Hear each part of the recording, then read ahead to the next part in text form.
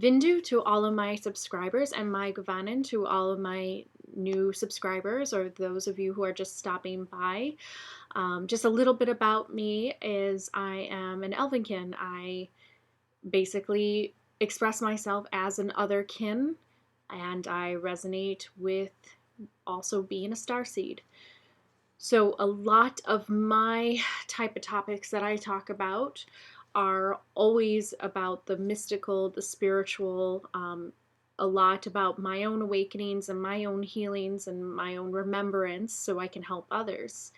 And also how to engage the higher soul, because I do feel that when I got in touch with my otherkin nature, I engaged my higher soul. And that really helped to bring even in more healing into my life because I started to take on and embrace more wisdom within me that the elves of Tolkien had.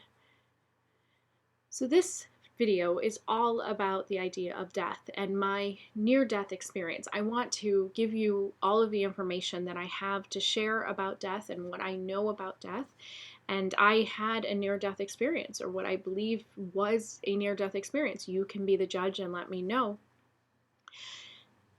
But basically what ended up happening was I went to a spa with a couple of my girlfriends, and it was a few months actually prior to making this channel in 2017. So I do believe that it was either December 2016, it was around the winter time. And we decided to go to one of those all-female spas where you go and you're completely naked with all these women, and hot tubs and saunas, and there's lots of different hot tubs that you can choose and lots of different saunas, and you can get massages, and it was just a really wonderful time. Well, I'm not sure exactly why I made the decision to do this today, but I had only like a granola bar basically for breakfast, and I only had a very little bit to drink. And I didn't have the appetite, and I did not force myself to drink enough water.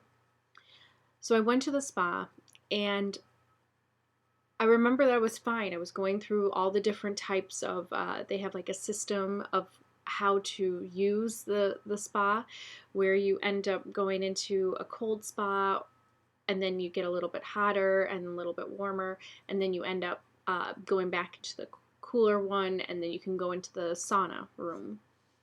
So I did all these steps with all my friends, and we had a good time.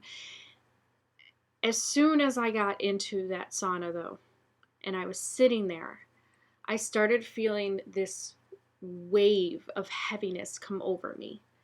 I had to get out. It was the most strangest feeling. It almost felt like my soul was being pulled outside of my body. And I was starting to feel like I was fading. I was literally fading from this world. I got out immediately, and there are showers that you can cool yourself down against the wall. And all I remember is I sat down in a shower stall, and I leaned my head against the wall, and I said to myself, okay, I'm ready to go. I mean, I actually remember me saying, I'm ready to die, if I'm going to die, because I felt like my body was actually dying. I just felt so heavy. I felt like, I was like, this is it. I was losing consciousness, but I was making the choice to actually go. So I'm putting my head against the wall. I'm kind of going into like a dream state. And in this dream state, I start seeing faces that come into my mind. And they were my husband and my family, some of my friends. And it was like a Rolodex kind of playing out in my mind. And there was this bright tunnel of light. And the Rolodex was on the side of the tunnel. So I saw these images flashing in my mind. My husband, my dog, my friend, my really good girlfriend from a long time ago, my father. Faces started to appear on the side of this tunnel. And I'm not even sure when it happened, but it was maybe simultaneously. But I remember that I was inside of this tunnel, and I said to myself, I'm not ready. I'm actually not ready. I need to go back because I have to see my husband. I have to see my dog. I started to actually physically tell myself I am not ready to go. And as soon as I said that, there was this woman standing over me, slapping me in the face, shaking me, and calling her coworker to call 911 and get an ambulance. But as soon as she was shaking me and shaking my shoulders, and she awoke me, I was like, okay, I'm here. I'm back in my body again. And they pulled me up. They got me some juice. They got me a lot of water to replenish myself. But it was the strangest feeling. It was not fainting, because fainting would mean that I just kind of fell right where I was. I had this choice. And I consciously made this choice to let go of my body. And I put it against the side of the shower, and I was like, okay, I'm ready. I'm ready to die. I really thought I was going to die because I've never felt this way. I just felt my entire body just shutting down, all of my organs. I felt everything shutting down, my brain shutting down, everything. After that, I was not the same. I had a hard time kind of rejoining with my friends. They kind of left me, and they didn't see me go into the shower stall because I kind of walked out of the sauna, and I didn't tell them where I was going because I was just completely out of it. So they had no idea, and they went on and did some other activities. So I met up with them finally about an hour later, and I was just kind of calming myself down, but I was never truly the same. I mean, what I experienced, it was just so unbelievably amazing to me that I had the choice to come back. I had the choice. I have made the choice to actually come back so that I could do whatever it was that I needed to do on earth, and experience what I needed to experience with those that I love. Now, I had only one other experience with death. It was when my mother passed away when I was 14. And in the hospital room, because I did not get to watch her die, she actually died in the middle of the night, and we got a call. So my father and I, we rushed over. And she was just lying on the hospital bed. And she was stiff as stone. I mean, just completely like a shell of a body. I did not feel her soul there. I felt at 14, okay, my mother is no longer here. She went somewhere else, and this is just a shell. And I felt that. And so now I have this own experience with death, understanding that we always get a choice. We are making the decisions.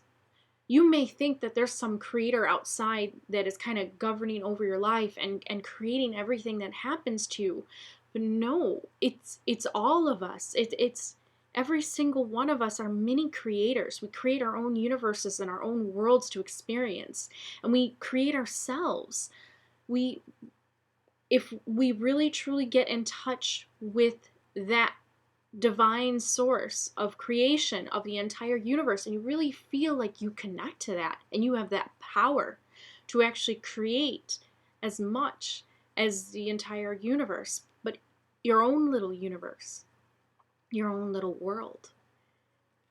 That is when you start to really harness the powers of manifestation. That is when you really start to see that about yourself. And so I had to go through that, come back. And I always never saw an outside God. I never saw that. I am just too logical of a thinker in that kind of sense. And I knew that, well, if there is a prime source and a collective, obviously it has to be connected through the mind. In all of the religious books, it kind of hints towards that. And how else could an all-knowing deity or being know exactly what you were thinking? This is where you have the proof that it's connected to your consciousness. And if you ever have a near-death experience yourself where you get very close and you have the choice to come back and you make that choice, you know now that you are completely in control of your experience and no one is up there pulling the strings. You are. And I guess that's what gave me the power that I have today. So I took it upon myself to make this channel, to become a spiritual healer, to do all of these things that I've always wanted to do with my life. Because I saw that in a glimmer, it could be gone. But no, I wasn't ready to end this experience. There was so much more for me to experience as of yet. So my message behind all of this, just to hear a story about a near-death experience, is to know that you are completely a sovereign being. You are in control of everything in your life, not the things that may happen to you from another soul. Because here is the difference. I am not a Salafist in the idea that I do not believe in Salafism, in the idea that I am just God and I create everything around me and everybody is a part of my manifestation. No, we together, we are actually all little mini creators. We are all part of the collective that splits itself into many and then also creates worlds and universes. I mean, this is why this energy is so infinite. This universal mind is so infinite. There are infinite dimensions because there are infinite souls in the universe, and they create their own infinite parallel worlds and universes to experience. And what we are doing on Earth is we are experiencing and running into each other's worlds and universes that they create.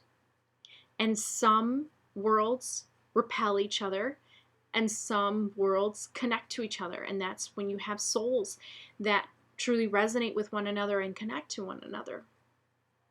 And it can get very complicated to see this, but I just have to tell you, you are in control of everything that you do in your own life. There is nobody that is making these decisions for you. You are making these decisions, going through these experiences in order to learn who you truly are in the end, what your particular universe or world is all about. What is the theme that you decided to dream as Eru Iluvatar did in the Silmarillion in Lord of the Rings? This is what it's all about. Creating your own life and being a sovereign being and not seeing yourself as a victim to others' creations, but actually looking at other people's creations and learning how to work with them or to stand up against them. If you don't like what they have created in this world, you can take your creations and you can stand up against them. You can create whatever it is that you wish to see in this world. You can become that. And I am an example of that. I came back into this world, made this channel, called people together of like souls who resonate in these kind of ways. And I'm very happy to do so. I'm very happy that I am here today to still experience this, and I'm very happy that I made the choice to come back. If you too have had a near-death experience or something similar to this where you remember yourself physically or mentally making this choice to come back, I would love to hear it. I would love to know, that this is something that that can be confirmed or affirmed through other people sharing their experiences. So Hananlei for watching. Hananlei is thank you. And I hope to see you on the next video.